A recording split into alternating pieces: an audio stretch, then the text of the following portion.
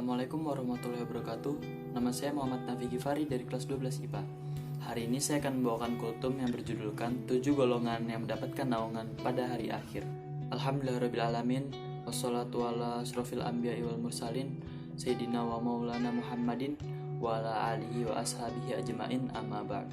Hari kiamat di dalam Al-Quran digambarkan sangat menyeramkan. Semuanya akan menyelamatkan diri masing-masing. Mereka sudah lupa dengan keluarganya, anaknya, saudaranya.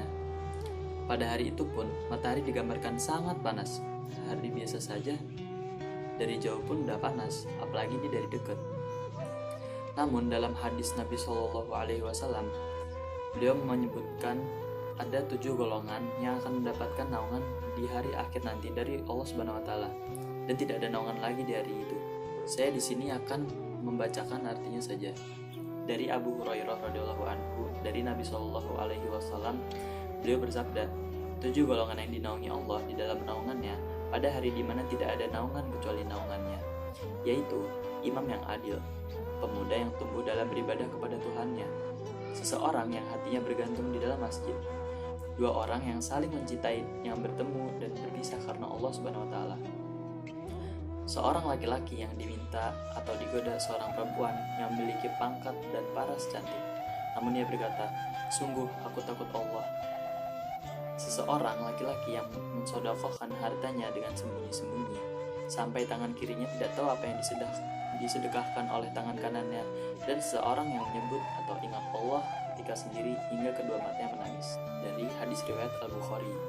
Berdasarkan hadis itu, Allah Subhanahu Wa Taala mengapresiasi hambanya yang selama di dunia telah menjadi dari 7 golongan tersebut. Pertama adalah imam yang adil. Maka pemimpin atau jabatan itu dia bisa meraup ridho Allah sebanyak-banyaknya ketika di dunia. Mengapa tidak?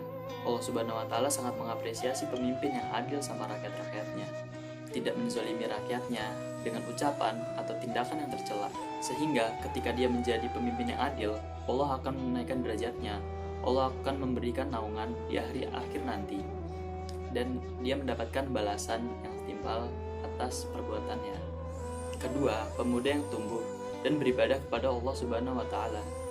Allah sangat mengapresiasi pemuda yang memanfaatkan waktu dengan sebaik-baiknya, bukannya malah melakukan hal yang negatif, apalagi dilarang oleh agama. Ketiga, orang yang hatinya bergantung pada masjid. Allah Subhanahu Wa Taala akan memberikan naungan kepada orang-orang yang meramaikan masjid, bukan yang hanya berlomba-lomba membangun masjid megah-megahan, tetapi mereka yang mau menghidupkan masjid dengan sholat berjamaah, menjaga kebersihannya, dan melakukan hal-hal positif di dalamnya. Keempat, 2 orang yang berkumpul dan berpisah karena Allah Subhanahu Wa Taala. Allah Subhanahu Wa Taala sangat mengapresiasi ketika 2 orang berkumpul ini dan mengerjakan kebaikan, sehingga mereka saling mencintai karena Allah Subhanahu Wa Taala, dan mereka dipisahkannya pun karena Allah Subhanahu Wa Taala, yakni ketika ajal menjemput mereka. Insya Allah mereka akan bertemu di surga.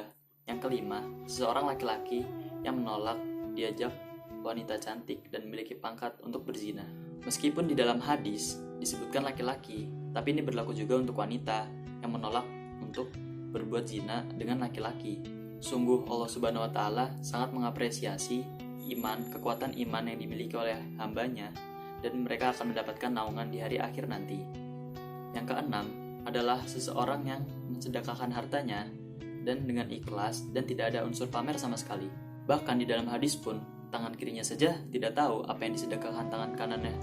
Allah Subhanahu Wa Taala sangat mengapresiasi hambanya yang mensedekahkan hartanya, tidak ada unsur pamer, dan dengan hati yang ikhlas.